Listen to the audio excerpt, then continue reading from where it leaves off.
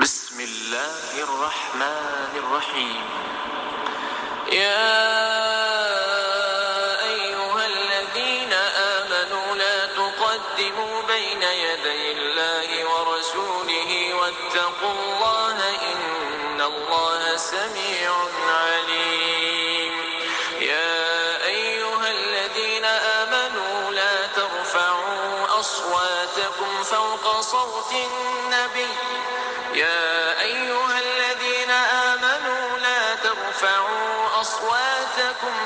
صوت النبي ولا تجهروا له بالقول كجهر بعضكم لبعض أن تحبط أعمالكم وأنتم لا تشعرون.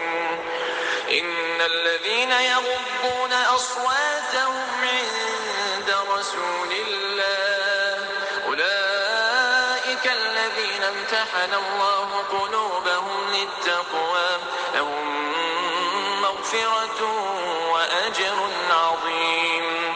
إن الذين ينادونك من وراء الحجرات أكثرهم لا يعقلون. ولو أنهم صبروا حتى تخرج إليهم لكان خيرا لهم والله غفور رحيم. يا أيها الذين آمنوا إن جاءكم فاسق بنبأ فتبينوا أن تصيبوا قوما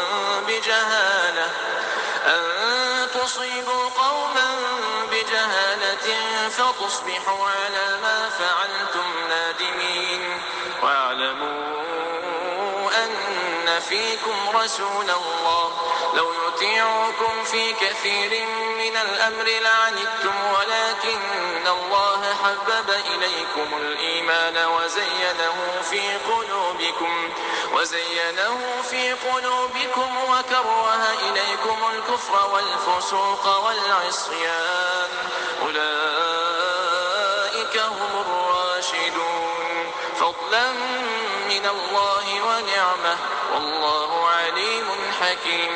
وإن طائفتان من المؤمنين اقتتلوا فأصلحوا بينهما فإن بغت إحداهما على الأخرى فقاتلوا التي تبغي حتى تفيء إلى أمر الله فإن فاءت